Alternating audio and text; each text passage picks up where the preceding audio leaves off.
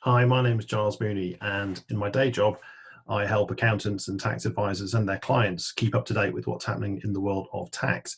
And with a number of changes happening for businesses relating to COVID-19, I just want to prepare a short video to try and help businesses, help business owners understand some of the issues they could be facing and exactly what Rishi Sunak was talking about over the last few days when he's been announcing various things to help all small business owners. I would point out that I'm recording this on the evening of the 21st of March, and this is a very fast moving situation, of course. So anything you hear on this video, do please double check on gov.uk before you go ahead and actually apply the rules that we're talking about. Two things to pick up on before I start. First of all, I will mention England quite a lot rather than the United Kingdom.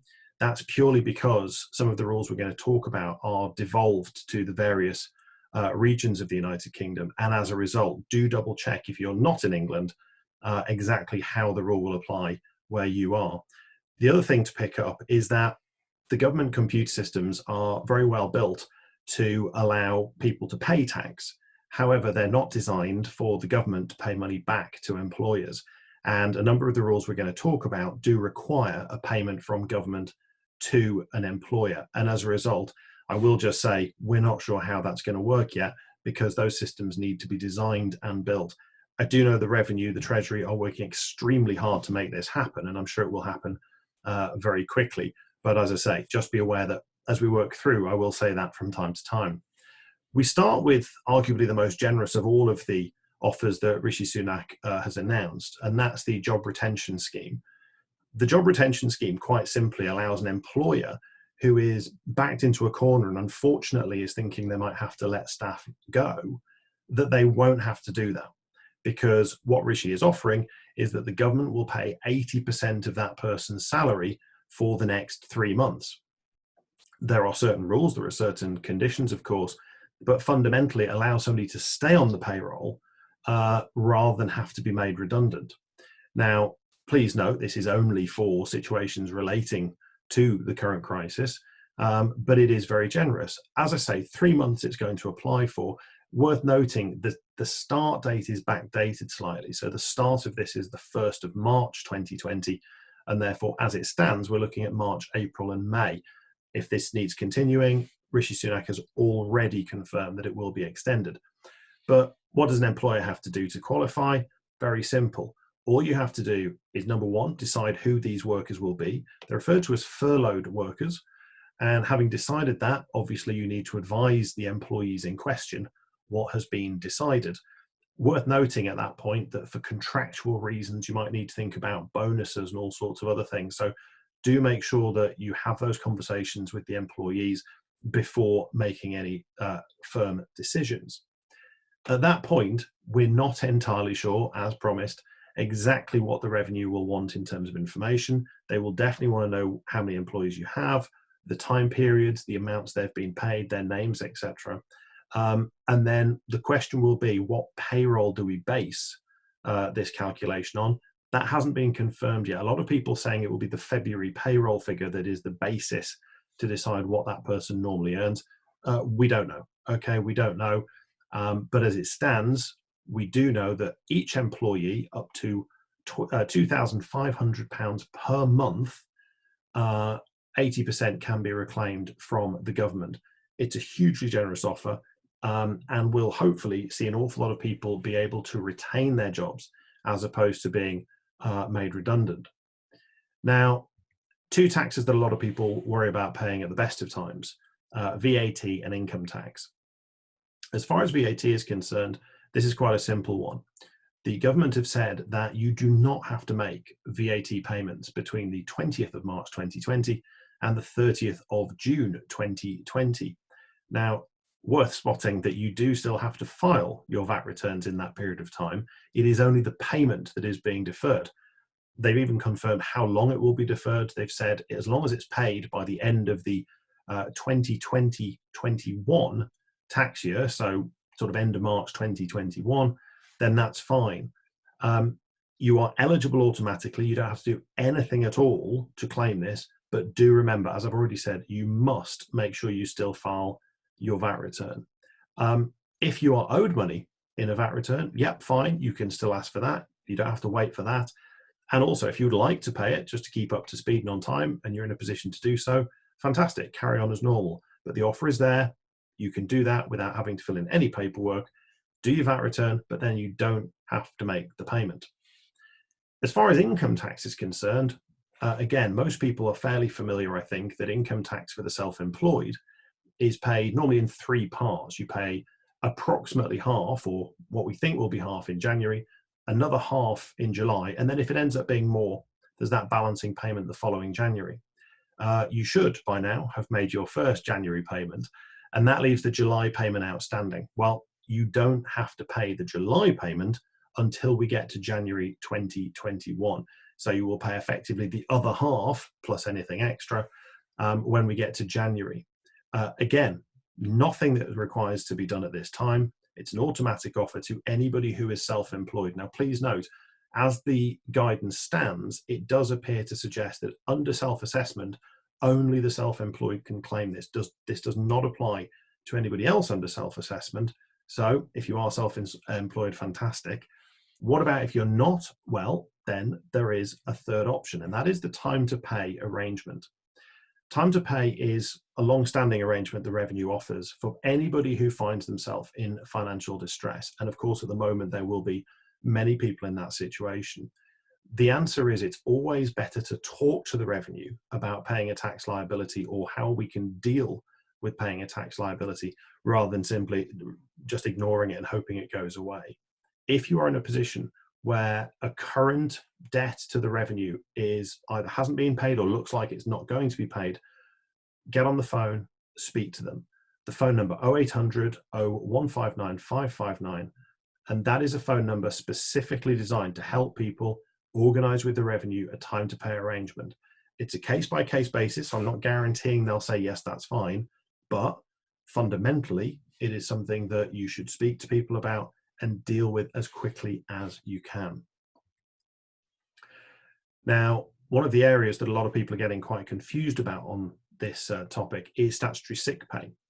And one of the confusions is that whilst we know that employers pay statutory sick pay for a one-off situation, the Revenue are going to refund 2 weeks of statutory sick pay for anybody who is off work as a result of COVID-19. Now, let me be really clear on this point. Being off work because of COVID-19 doesn't necessarily mean that you have it yourself. It could be that you're quarantined. It could mean that you're self-isolating because of a family member. In all of those situations, it is still available to you.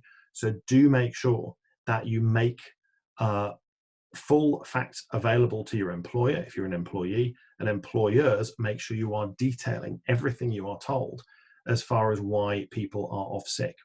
In this situation, employers of up to 250 people, has to be no more than 249 people, are in a position where they will be able to reclaim up to 2 weeks of statutory sick pay for any employee who is off work as a result of COVID-19.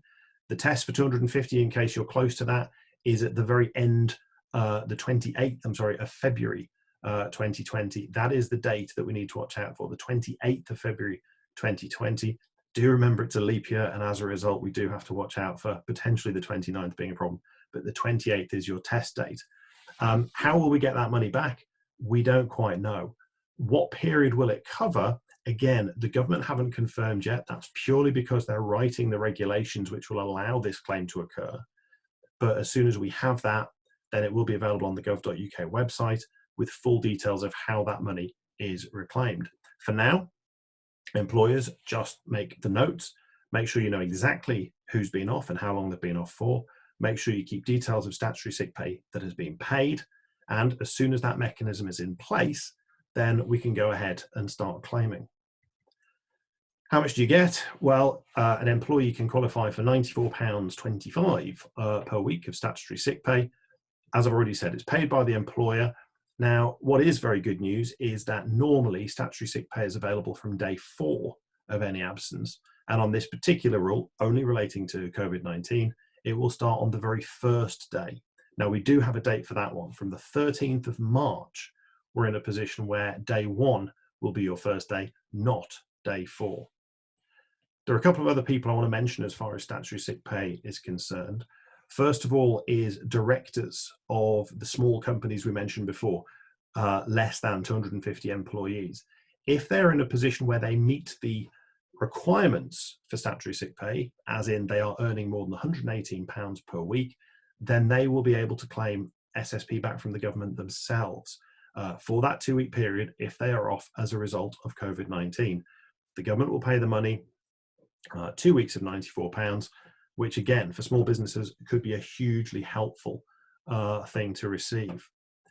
The others I want to mention are the self-employed. Now, the self-employed and some other people who don't earn £118 a week do not qualify for statutory sick pay, but they can claim universal credit or what's called the employment and support allowance. In either situation, you are in a position where the rules have been relaxed quite dramatically, which will help the self-employed qualify for that £94 a week potentially for the 2 weeks relating to any COVID-19 absence or inability to work. The point I want to get across to you is, again, very generously indeed, normally that rule would start from day 8 of an absence for the self-employed or those not eligible, but it will start from day 1 for this short period of time. Now, a few other things to look at, moving away from the direct taxes, if you like, and VAT. Business rates is the first one. Again, relatively simple this because nobody has to do anything. This will happen automatically. Your local council, your local authorities will deal with this because they know what you do in the various buildings that you have. We are talking about the retail, hospitality and leisure industry, and quite simply, they will not pay business rates in 2020, 2021. Again, a huge relief for those businesses that are struggling at the moment to not have to worry about that level of cost. Very specific rules, as I've already mentioned, has to be in England. Look elsewhere for your rules relating to devolved assemblies. Retail, hospitality and the leisure industry, and then we have this long list of things that the buildings could be used for: shops, restaurants, cafes, cinemas, etc. Make sure you're comfortable with the fact that you should be receiving a new invoice, a new letter from your local council, and that should give you all of the information you need that there will be massive reductions for everybody. As well as that, people in those industries can also qualify for cash grants of up to £25,000. Now, again, note very carefully that this relates to buildings. This relates only to people who are trading from properties. You get £25,000 per property, unless it is a very small property, a rateable value under £15,000, in which case the grant will only be £10,000. However, still a fantastic thing to get. It's called the Retail and Hospitality Grant Scheme. And if you work in these areas, your local council, again, will be the people who send you this money. You don't have to apply for it. You don't have to ask for it. It should be automatic. My advice is let them do their jobs, watch out for this money coming, and that's all you need to worry about. What about the very smallest businesses who don't end up paying very much in terms of business rates? And the answer there is that if you're not paying business rates, it's probably for one of two reasons. Either it will be because you are covered by the small business rate relief, or because you are covered by the rural rate relief. In either of those situations, you will be entitled to a one-off £10,000 grant as well. And guess what? We're talking about England still, I'm afraid, but we are still talking about local councils, local authorities dealing with this issue and sending that money to you in the relatively near future. A couple of things left to talk about. The first of them is to do with loans. Now, my advice on loans is always very simple. This should be your last resort in terms of trying to sort out your finances. But if you have to go for it, do have a look at the gov.uk website to appreciate that from next week, from the 23rd, Monday the 23rd, speak to your bank about the first two things on this slide. Government guaranteed loans, up to 80% of a loan guaranteed by the government for certain businesses, 12-month interest-free loans for certain people. They are through fairly normal banks and lenders. Quite a large number of them involved in this scheme. My advice would be go to your normal bank or lender, talk to them first, see if they can help you. If not, have a look on the gov.uk website for the full list of people who are involved. The other one is for larger businesses, but an extraordinary situation where debt factoring is actually going to be effectively offered by the Bank of England. The Bank of England are going to buy some short-term debts from people to free up some cash for those businesses to help them get through this particular problem. Again, details on that one from the Bank of England, details on the first two from your own banks. Last thing I want to mention is insurance. Now, don't get excited about this one, I'm afraid. Some people will have business insurance that covers pandemic and government ordered closures. If you do, then that insurance should now be starting to kick in and should be working for you. It's worth checking your policies, of course, but sadly, most businesses simply will not have that, I'm afraid. However, before you give up on it, do have a look at your policy, do see whether it could apply to you. As I said at the start, an awful lot of things going on in the world of COVID-19. Every day there seems to be big steps forwards and also, of course, some terrible steps backwards as far as the business reliefs are concerned. Quite a few things being offered there by Rishi Sunak and the British government. Do make sure you're happy with it. Do make sure you understand exactly how your business will be affected. And hopefully this brief explanation has helped some of you understand exactly what you should be watching out for. Best of luck, and perhaps see you again.